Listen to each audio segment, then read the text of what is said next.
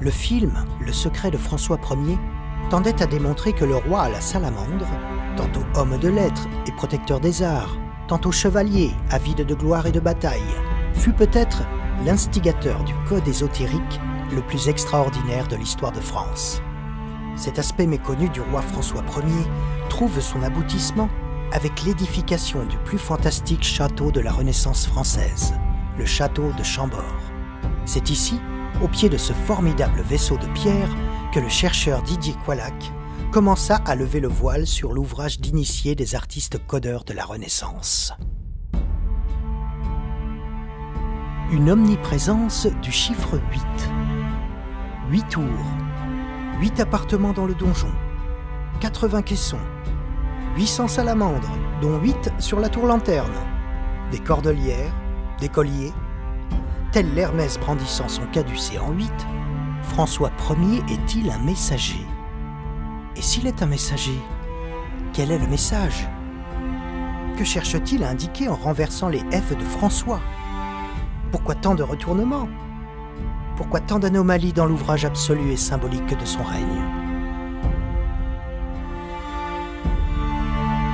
Didier Qualac a trouvé un début de réponse dans la révélation d'une cabale géographique, intégrant les œuvres les plus marquantes du roi chevalier, avec la ville la plus emblématique de la royauté française, berceau du premier monarque chrétien et lieu de couronnement des rois, Reims.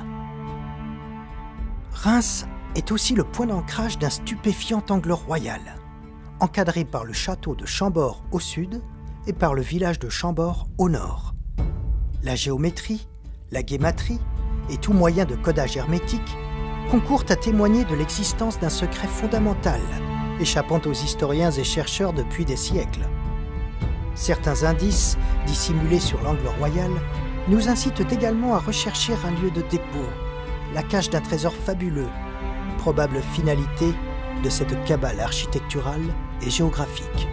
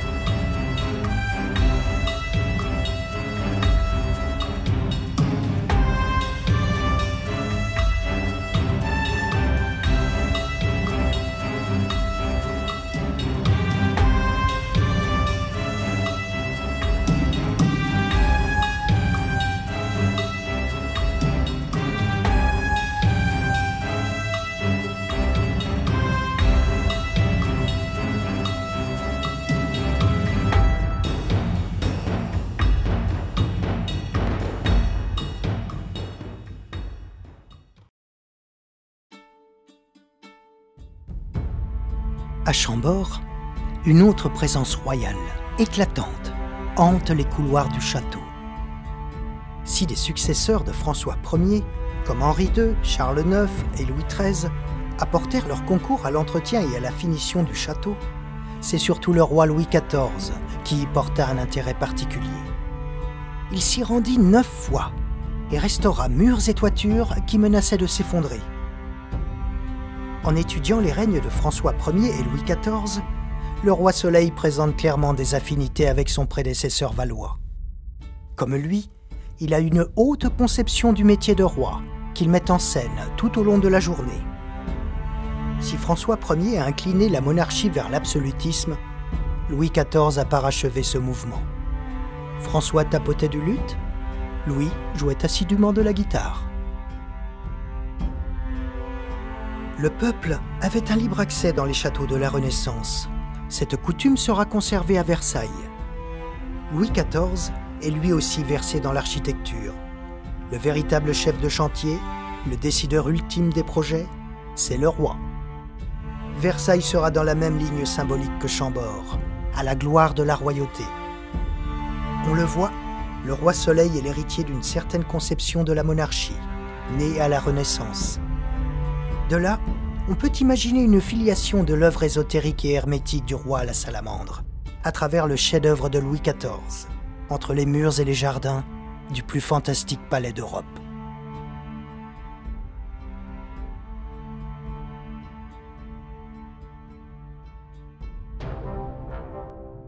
Géographiquement, les trois principaux palais de la royauté, hors Paris, forment un triangle aux proportions suggestives du nombre d'or.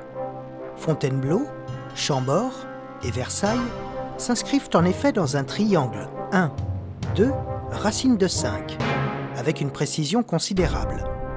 Il n'est pris en défaut qu'au niveau de l'angle droit, qui fait 91 degrés au lieu des 90 degrés théoriquement requis. Rappelons que l'une des meilleures définitions de phi est son égalité à 1 plus racine de 5 sur 2.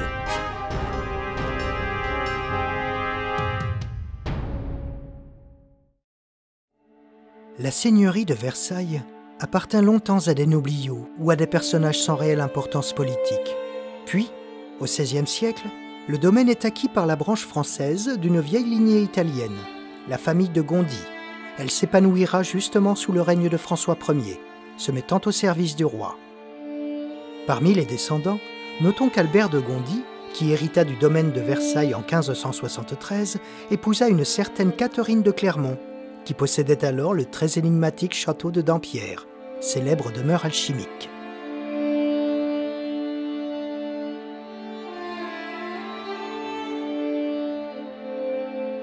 Coïncidence troublante, les armoiries de la famille Gondi sont parfois représentées avec 2 cordelières en 8. Ce fameux chiffre 8 en cordelière nous laisse présager que l'illustre famille était probablement dans les confidences ésotériques de François Ier. Rappelons que la cordelière et le chiffre 8, en général, sont omniprésents dans les œuvres et les représentations de François Ier.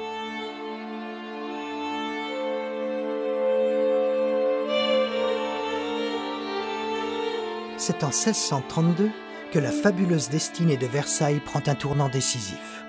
Succédant à la parenthèse éclairée des Gondi, le domaine passe en effet aux mains des rois de France.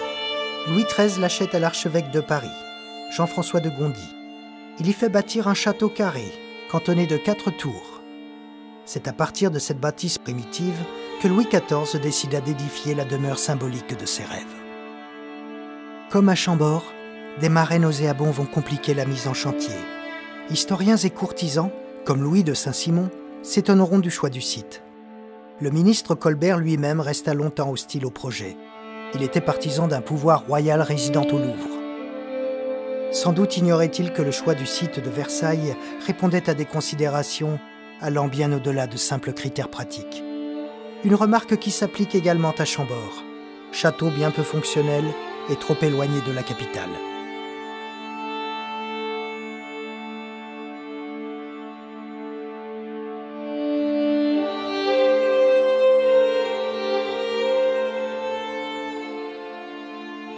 Revenons un instant sur l'angle royal de François Ier. L'angle constitué par les 2 Chambords, laissant lui aussi apparaître le nombre phi, a pour sommet la ville des sacres des rois de France, Reims. Notons que la première pierre de la cathédrale a été posée le 6 mai 1211, le monument antérieur ayant brûlé officiellement le 6 mai 1210, exactement 1 an auparavant. Le 6 mai 1682, c'est la date à laquelle Louis XIV transféra la cour et les organes du pouvoir à Versailles. 6 mai à Reims, 6 mai à Versailles. Il est très probable que Louis XIV détermina cette date de naissance politique de Versailles en hommage à la cathédrale des Sacres et sa ville, symbole éternel de la royauté française et origine géographique du grand code de François Ier. Ce clin d'œil, voulu par Louis XIV à la ville de Reims, est une invitation à explorer un nouvel alignement dans l'esprit de cette tradition royale hermétique dont François Ier a été l'un des grands artisans.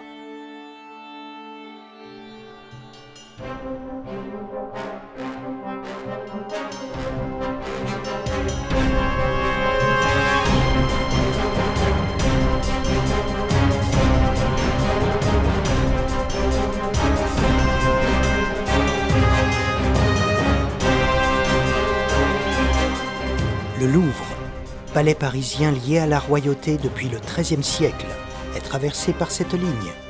De quoi rassurer quelque peu le ministre Colbert, qui voulait en faire le siège politique du règne du roi Soleil.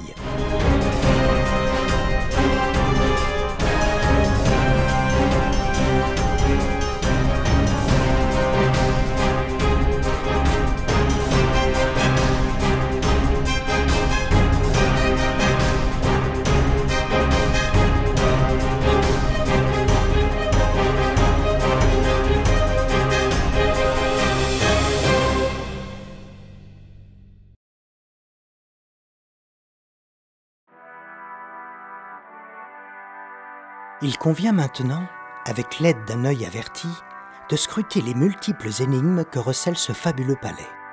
Un palais qui éblouira l'Europe pendant des siècles et fascine encore aujourd'hui les curieux du monde entier.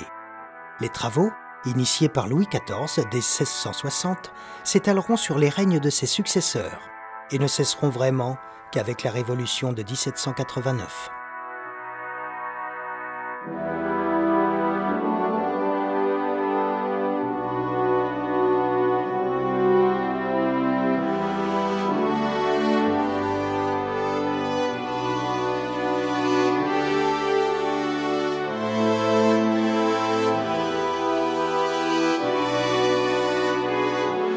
Les mythologies antiques triomphent à Versailles, aussi bien dans le château lui-même que dans les jardins. Mais on peut constater que ceux-ci ne reflètent pas exhaustivement tous les mythes. On n'y trouve qu'un échantillon, somme toute restreint, de personnages souvent représentés plusieurs fois. C'est le cas notamment du dieu Apollon. Il est représenté 7 fois dans le parc. Rien d'étonnant à ce que le roi Soleil ait choisi de surreprésenter ce dieu de lumière au symbolisme solaire reconnu. Mais l'identification ne s'arrête pas là. Le philosophe Platon le présente comme un dieu fondateur et bâtisseur. Louis jouait de la guitare, Apollon est aussi dieu musicien, recevant d'Hermès une lyre, instrument symbolisant l'harmonie cosmique. Harmonie et création, tous ces attributs convenaient donc parfaitement à l'image forgée par Louis XIV. Pourquoi cette statue d'Apollon ? Tout simplement parce que ce chiffre est étroitement lié à ce dieu, de sa naissance au 7e jour jusqu'aux 7 cordes de sa lyre.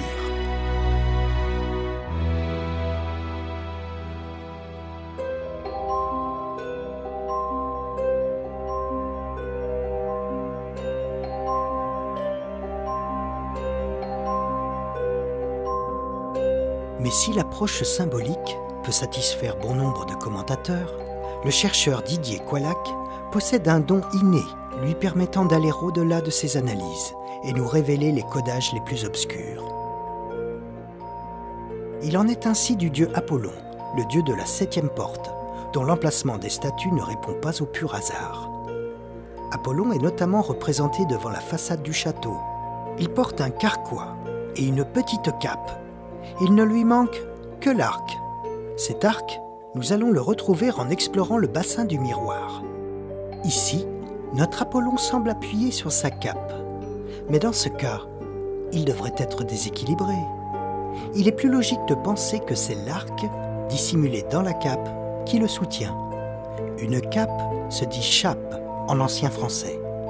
La petite cape que porte l'Apollon du Belvédère est donc une petite chape, c'est-à-dire une chapelle. Et c'est bien dans la chapelle du château que nous allons découvrir la finalité de ce codage. Car l'arc, anciennement orthographié l'arche, est représenté dans la chapelle d'un certain point de vue. Il s'agit de l'arche d'alliance, le coffre de Yahvé, mentionné dans l'Ancien Testament. Vous n'êtes pas convaincu par cette démonstration ?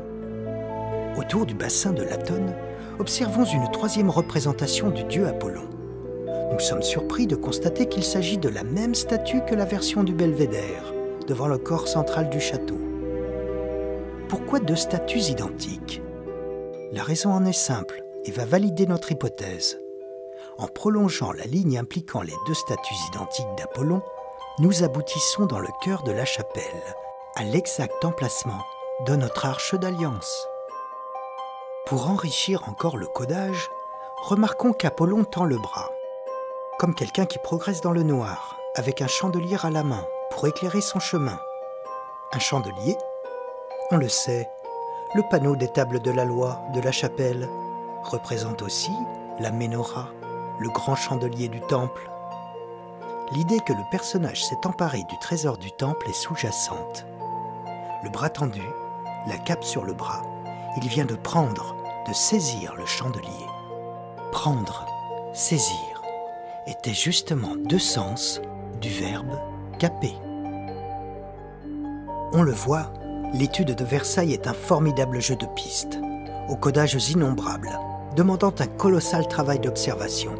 Il faut être attentif à la position de chaque statue, de chaque tableau, de chaque salon et bosquet, étudier leur orientation, leur agencement, les uns en fonction des autres. Il faut savoir déceler les calembours et autres jeux de mots, fixer une attention particulière sur les anomalies et sur les nombres. Les nombres qui expriment non seulement des quantités, mais aussi des forces, des principes et des idées. Le philosophe romain Boès assurait que la connaissance suprême passait par les nombres. Platon en faisait le plus haut degré de la connaissance et l'essence de l'harmonie cosmique et intérieure. Le nombre, associé à toute forme d'art, comme la musique ou l'architecture, est donc un outil essentiel pour initier l'homme aux connaissances subtiles de son monde.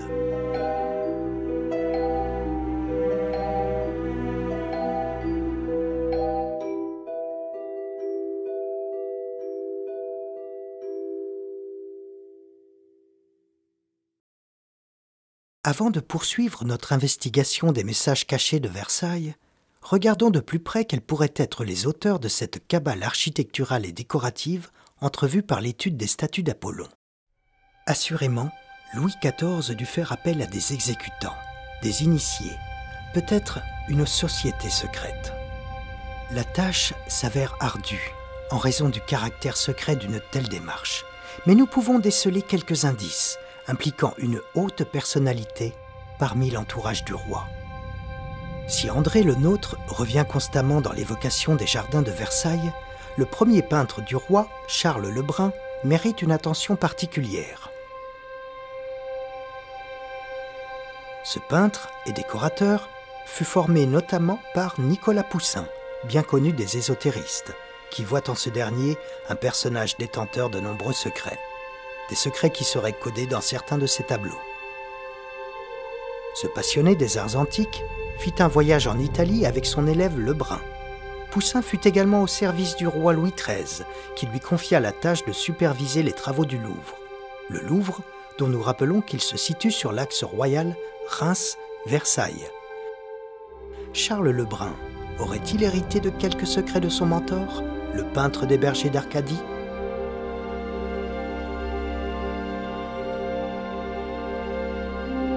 À Versailles, si Lebrun signe de son nom la décoration de la Galerie des Glaces, on lui accorde plutôt un rôle de stratège, chargé de coordonner les centaines d'artistes s'affairant minutieusement dans les salons.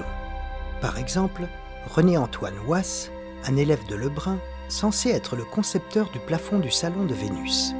On conserve pourtant un dessin préparatoire de Lebrun, esquissant Nabuchodonosor et Amitis, ce qui indique bien que Lebrun a participé activement au système décoratif du salon. Pour l'historien Milovanovic, à partir de 1662, Lebrun fut le bénéficiaire exclusif des commandes de décors royaux, fort de la protection de Colbert et même de la bienveillance du roi. Lorsqu'il ne pouvait réaliser tous les projets, par exemple pour les enfilades d'appartements aux Tuileries et à Versailles, Lebrun se contentait de donner le dessin de la structure décorative. Ce soin particulier, porté sur les détails, le doit-on uniquement à un Lebrun perfectionniste, œuvrant à faire de ce palais l'écrin parfait du plus puissant monarque d'Europe, Ou avait-il d'autres raisons, plus confidentielles?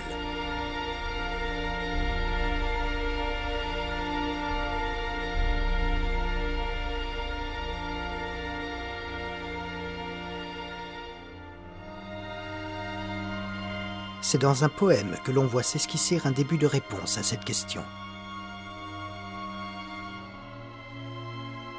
Cette strophe, signée Charles Perrault, suggère de façon claire que le premier peintre du roi intègre à son art des secrets dont il a reçu la confidence. Charles Perrault lui-même était un personnage de tout premier plan dans l'administration des bâtiments. Colbert en fit son bras droit, son premier commis. Si Perrault est aujourd'hui connu pour ses contes pour enfants, il est aussi considéré comme un hermétiste par des lecteurs avertis. Notons que Perrault fut à l'origine de la thématique du labyrinthe de Versailles, dont les statues illustraient les fables du conteur grec Ésope. Le labyrinthe était situé sur l'actuel bosquet de la Reine. À propos de labyrinthe, il convient de mentionner un ouvrage, peu connu aujourd'hui, mais ayant eu un impact certain auprès des architectes et grands jardiniers royaux. Le Songe de Polyphile, rédigé et publié à la fin du XVe siècle, narre le voyage onirique d'un jeune homme, Polyphile, à la recherche de sa bien-aimée, Polia. De cette errance dans un monde étrange et merveilleux se déroulent au fil des pages des descriptions très précises de monuments et jardins surprenants. Cet ouvrage ésotérique, dont l'identité de l'auteur reste encore discutée, eut un étonnant succès à la cour de François Ier. Les successeurs du roi à la salamandre en eurent forcément connaissance, au moins jusqu'à Louis XIV, qui en aurait possédé lui-même plusieurs exemplaires. Nul doute que les jardins d'André Le Nôtre n'échappèrent pas à l'influence de ce songe de Polyphile. Poème initiatique, allégorique et hermétique.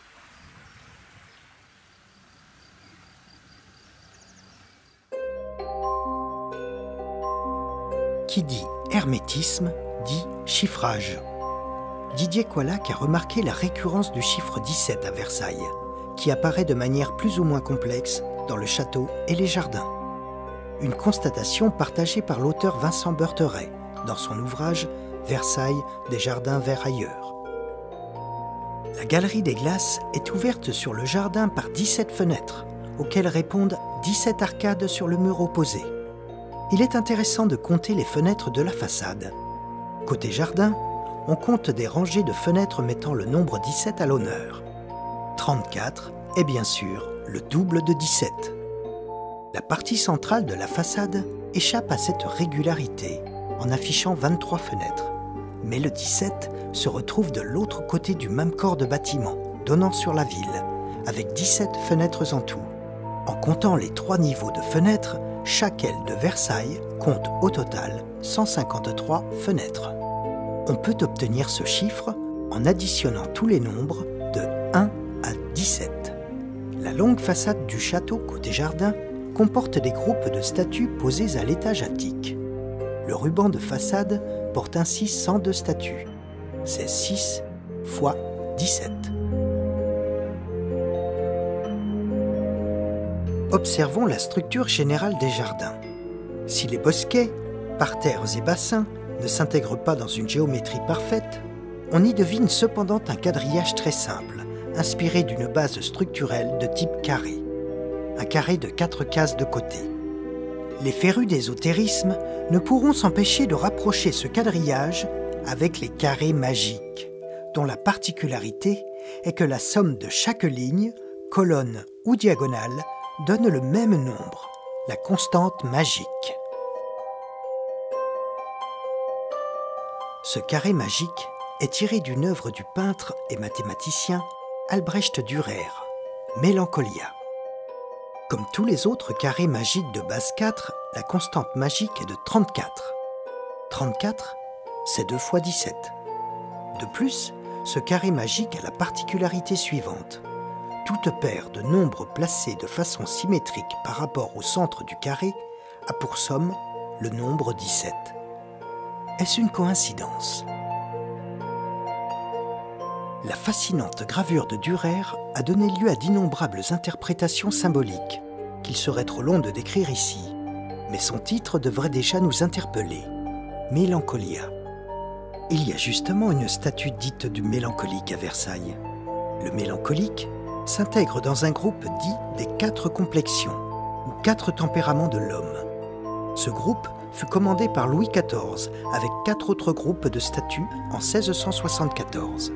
Notons que l'auteur de ces dessins préparatoires n'est autre que l'incontournable Charles Le Brun. Le mélancolique, du groupe des 4 tempéraments de l'homme, se distingue des 3 autres statues par son emplacement, alors que le colérique, le sanguin et le flegmatique sont concentrés autour du parterre nord. C'est sur la rampe nord du parterre de Latone qu'est érigée la statue du mélancolique. Doit-on voir cet isolement comme un clin d'œil, une anomalie pour attirer notre attention et nous guider vers le Mélancolia de Dürer? Louis XIV et Charles Le Brun auraient sans doute pu nous éclairer.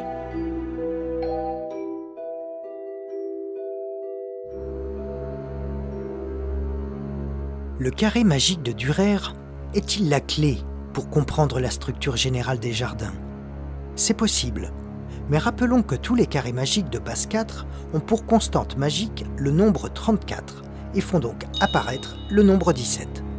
Le carré de Dürer se décline lui-même en 8 formes différentes, par permutation, et il y a en tout 880 carrés magiques de 4, de quoi décourager les déchiffreurs les plus perspicaces. 880, 8, des chiffres qui résonnent en nous et nous ramènent au 8 de François Ier. De la statue du mélancolique, il suffit d'ailleurs de traverser le parterre de Latone pour retrouver l'emblème du roi à la salamandre, au pied de la statue dite du feu. Elle est justement la 8e statue de la rampe sud.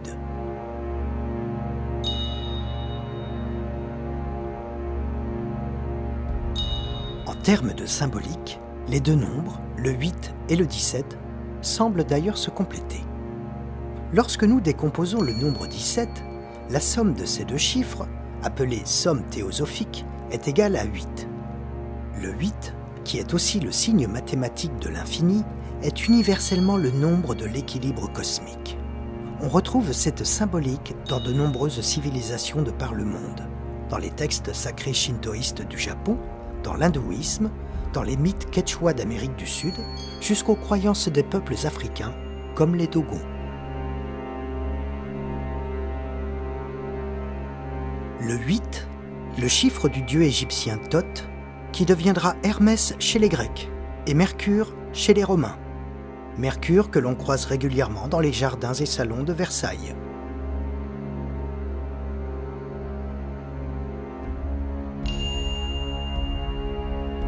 Le chiffre 17 a également une haute importance symbolique dans de nombreuses civilisations. Comme le note Vincent Bertheret, le 17 est le nombre de l'évolution spirituelle.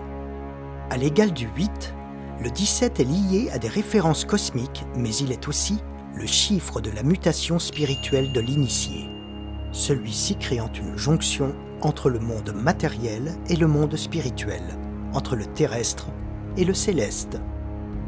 Pour les simples observateurs que nous sommes, c'est ainsi qu'il faut comprendre Versailles. Un parcours initiatique qui semble échapper à notre conscience, mais qui résonne cependant en nous, au plus profond de notre âme.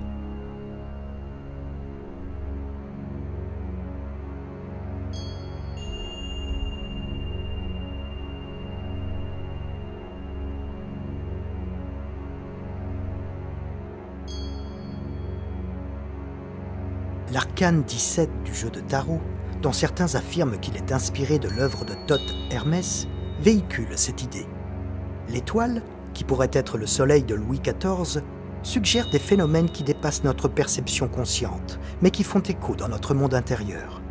Validant les liens entre le 17 et le 8, notons les 8 étoiles dans la partie supérieure de l'arcane. Si Versailles est à concevoir comme un parcours initiatique, on est en droit de s'étonner du choix des thèmes abordés dans les jardins et le château. L'approche ésotérique nous force à constater que les préoccupations du roi Soleil débordent largement de ce que l'on peut attendre d'un roi très chrétien, par ailleurs élevé dans la foi et sincèrement croyant. Mais où sont donc passées les images pieuses chrétiennes qui devraient illustrer abondamment les murs de la chapelle? Étrangement, nous y trouvons surtout des références à l'Ancien Testament. Cette attitude, peu académique, dans les choix ornementaux du roi de France, trouve un écho dans ses rapports diplomatiques avec l'Église de Rome. Des relations tumultueuses qui conduiront le pape Innocent XI à excommunier secrètement Louis XIV en 1687. Les préoccupations qui animent le cœur de Louis XIV, outre sa foi sincère qu'il met en pratique de manière quotidienne, sont donc à chercher derrière ces figures mythologiques, empruntées aux cultures grecques, romaines et donc païennes. Par la démesure du travail kabbalistique, savamment orchestré par des initiés tels que Charles Le Brun, nous percevons que Versailles renferme des réponses aux questions fondamentales que se pose le genre humain. D'où venons-nous ? Qui sommes-nous ? Le chercheur Didier Coillac pense que les kabbalistes de Versailles ont gravé leurs réponses à ces questions sur les pierres du château, par le biais de Mercure, Neptune et Apollon. Cette vision d'un Versailles tourné vers l'Antiquité ne doit pas nous étonner. Elle est l'héritière d'un mouvement né à la Renaissance. Cette Renaissance qui a encore beaucoup de choses à nous dire sur son héritage antique. L'approche ésotérique va, en effet, nous révéler des perspectives inattendues.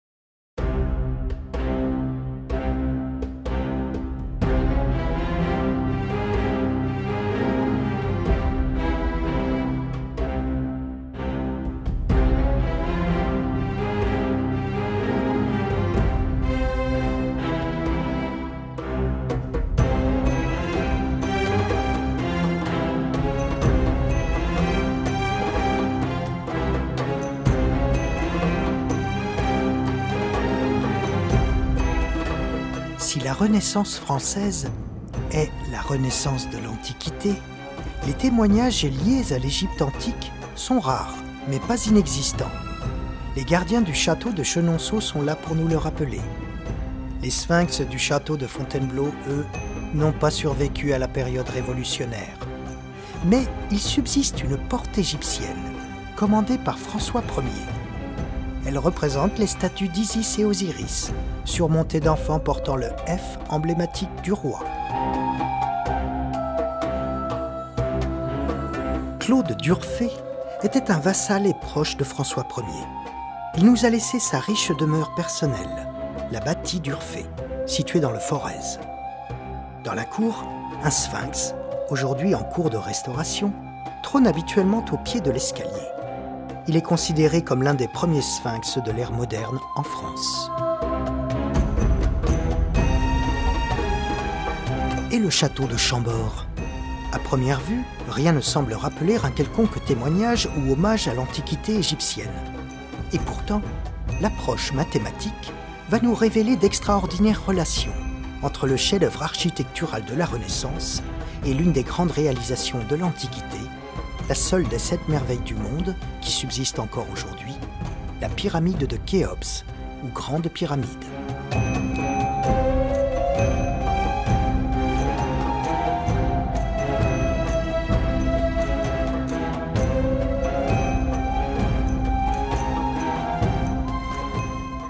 Didier Coillac a constaté le fait suivant. En ramenant simplement la hauteur de la Grande Pyramide au point culminant de Chambord, à 56 mètres de manière homothétique, nous constatons que le château est exactement 2,618 fois moins élevé que l'édifice égyptien, soit d'un rapport π au carré. Si l'on reconnaît l'intérêt porté par les bâtisseurs et artistes de la Renaissance au nombre π, comme démontré par Didier dans ses travaux antérieurs, il est tentant d'écarter le hasard d'un tel résultat. Déplaçons maintenant la pyramide fictive dans l'enceinte de Chambord. Chacun de ses côtés s'emboîte parfaitement entre les murs de l'aire sud-ouest du château. La concordance est totale. Cela peut aussi expliquer la dissymétrie constatée, mais jamais expliquée, entre l'aire sud-ouest et l'aire nord-est du château. le donjon n'étant pas parfaitement au milieu de ces deux aires. Considérons maintenant les dimensions de Chambord en utilisant le mètre, pourtant censé être inconnu au XVIe siècle. La base du donjon de Chambord est de 44 mètres, tandis que la base de la pyramide précédente, réduite de phi au carré, donne une longueur de 88 mètres, soit exactement 2 fois la base du donjon. Résultat miraculeux, nous retrouvons également notre marqueur 8, propre à Chambord, et qui est aussi le chiffre de Thoth Hermès. L'anthropologue Louis-Claude Vincent nous rappelle par ailleurs que de nombreux historiens arabes, notamment du Moyen-Âge, n'attribuaient pas la construction de la Grande Pyramide au pharaon Khéops, mais à un certain Hermès, sous la direction d'un roi antédiluvien appelé Sauride. Rappelons les liens étroits qu'entretenait François Ier avec l'Orient, concrétisés par son alliance avec Soliman le Magnifique. Un autre élément liant la Grande Pyramide à Thoth Hermès, et donc au 8, peut se retrouver dans le problème dit de la quadrature du cercle. Imaginons un carré, dont le côté serait de même longueur que la base de la Grande Pyramide. Si la demi-base de la pyramide vaut 1, alors le périmètre du carré sera de 8. En traçant un cercle dont le centre est au milieu du carré et dont le rayon est la hauteur de la pyramide, nous obtenons le résultat étonnant de 7,99 pour le périmètre du cercle, quasiment 8. Le chiffre de Thoth Hermès est donc subtilement codé dans la structure géométrique de la Grande Pyramide. Mais revenons à notre donjon de Chambord. Sa base est de 44 mètres. Pour les férus d'égyptologie, ce chiffre de 44 doit immanquablement leur rappeler la longueur de la base de la Grande Pyramide, qui est de 440, une valeur exprimée en coudée royale égyptienne. 440, c'est aussi le nombre de pièces du château. Cela pourrait passer pour une coïncidence si les exemples n'étaient pas si nombreux. L'oratoire, la pièce hors norme du château, qui semble avoir été rajoutée au plan de Chambord sans souci de symétrie, a un mur nord-est de 4,40 mètres de long. Les salles de garde ont une largeur d'exactement 8,80 mètres. Les dimensions du domaine de Chambord ont certes évolué depuis des siècles, mais il est étonnant de constater qu'il s'étend sur un parc de 5440 hectares. Il en est de même pour la porte égyptienne de Fontainebleau, épargnée par les révolutionnaires. Elle rend elle aussi hommage à la Grande Pyramide, avec une largeur de 440 cm sur une hauteur de 220 cm. 440 et ses dérivés, comme 44, 88 et 8, sont donc omniprésents dans les créations du roi à la salamandre. L'architecte Androuet du Cerceau se plaisait à renommer le palais de François Ier Chambourg. Pour quelle raison? Si la valeur guématrique de Chambord est 64, 8 x 8, celle de Chambourg est 88. L'un des mystères de Chambord tient dans l'emplacement de son escalier principal, situé au milieu du donjon. Cette disposition est en soi une énigme sans précédent dans l'histoire de l'architecture. La solution passe peut-être par le langage hiéroglyphique, puisque le mot égyptien mer, M-E-R, désigne une pyramide et antérieurement un escalier. Cet escalier s'élançant vers les cieux à la manière de la Grande Pyramide, dont l'axe vertical symbolise l'union de la terre et du ciel.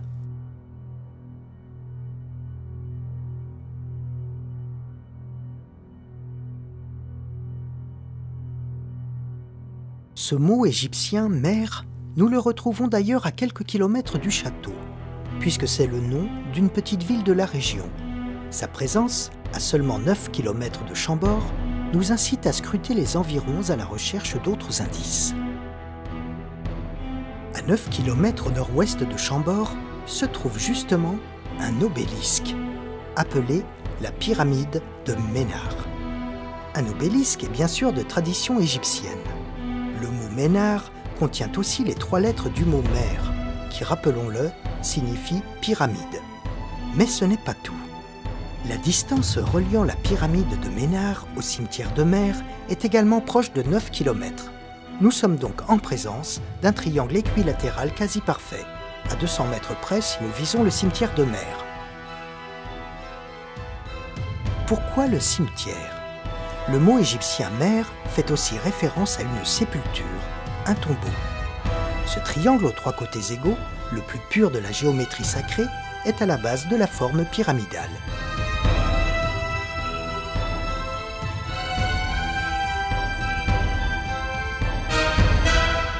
En explorant les chroniques du Moyen-Âge, nous découvrons qu'est mentionnée la présence, en France, d'une pyramide très particulière. On la surnommait à l'époque la pyramide des Mers. Elle est aujourd'hui mondialement connue sous le nom de Mont-Saint-Michel.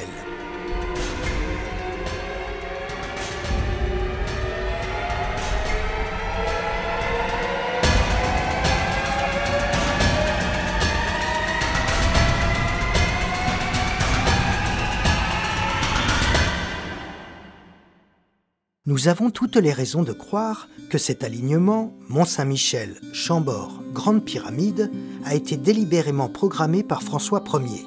C'est lui, le grand maître de l'ordre de Saint-Michel, qui modifia le collier de l'ordre en y ajoutant une série de 8, le chiffre de Thoth Hermès, bâtisseur mythique de la Grande Pyramide.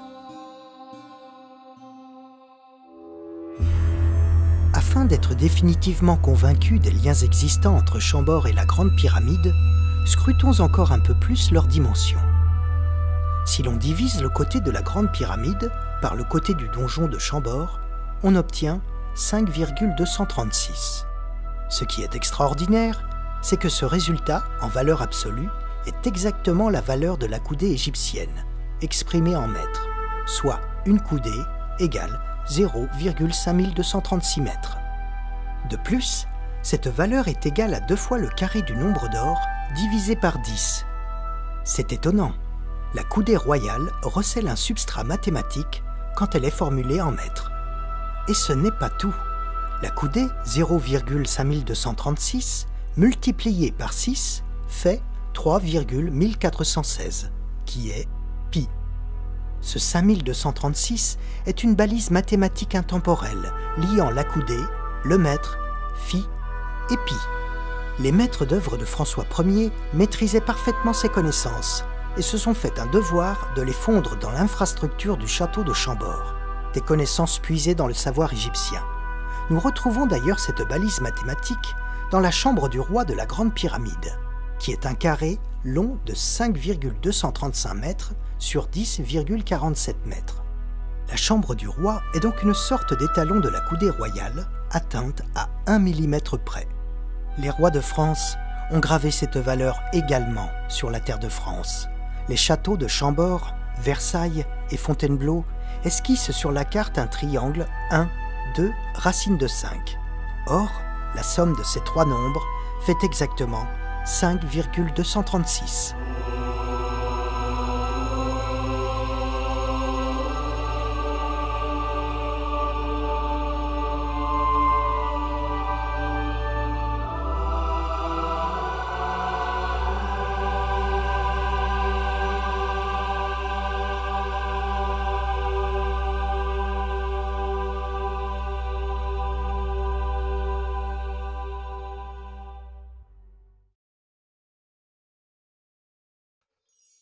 De quand date la construction de la Grande Pyramide? Quelle était sa fonction? Comment a-t-elle été érigée?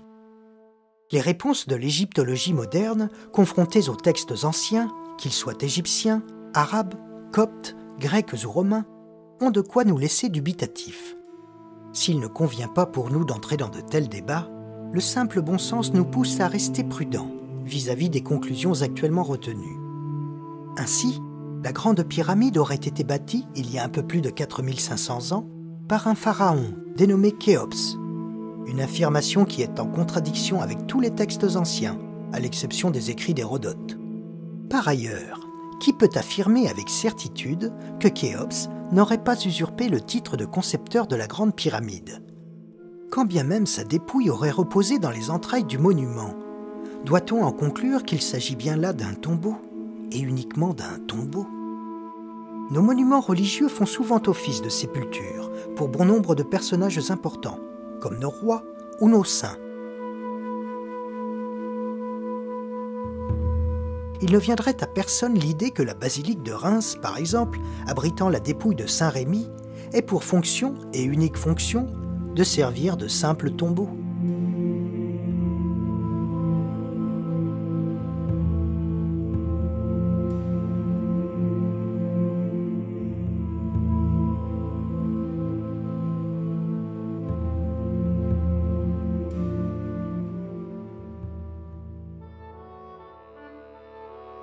Tous, par contre, seront prompts à reconnaître que la Grande Pyramide est bien l'un des ouvrages les plus fantastiques de l'histoire humaine. Ses propriétés mathématiques, maintes fois commentées, son orientation précise sur le nord géographique, sa taille colossale, en font un concentré de prouesses à la fois théoriques, géographiques et d'ingénierie. Si les artistes de François Ier ont délibérément codé la Grande Pyramide dans la structure du chef-d'œuvre de la Renaissance, c'est bien qu'elle était à leurs yeux d'une importance fondamentale. L'héritage gréco-romain, faisant office de référence et de modèle à la culture occidentale, n'aurait-il pas usurpé un rôle qui devrait être tenu de façon plus légitime par les antiques Égyptiens? À qui doit-on réellement les fondements de notre civilisation? Le château de Chambord nous apporte une réponse cinglante, ébranlant par là même les dogmes actuels. Certains auteurs, comme Louis-Claude Vincent, n'hésitèrent pas à parler de pillage de la part des penseurs grecs, qui auraient tout appris au contact des prêtres égyptiens. Solon, Thalès, Pythagore, Hérodote, Démocrite, Platon, Euclide et beaucoup d'autres ont tous fait un ou plusieurs séjours en Égypte, terreau fertile de leurs pensées philosophiques, de leurs croyances ou de leurs théorèmes.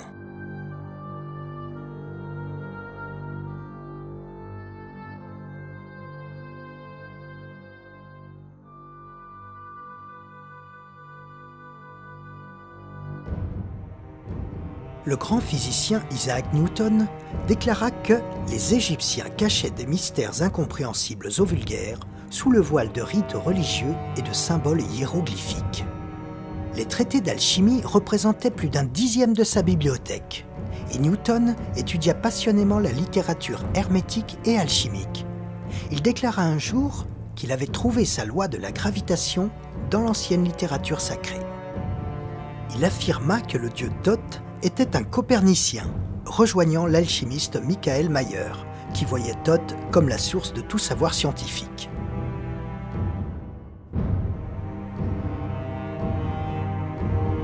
L'astronome Copernic déclara ouvertement en être arrivé à sa vision révolutionnaire par l'étude des écrits secrets des anciens Égyptiens, y compris les œuvres de Thoth lui-même.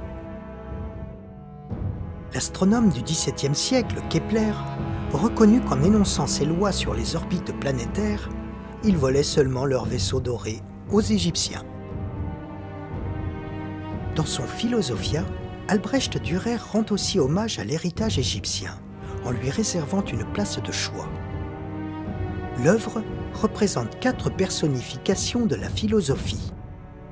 L'Allemand Albertus Magnus, les Romains Cicéron ou Virgile, le Grec Platon, et, placé au sommet, l'Égyptien Ptolémée.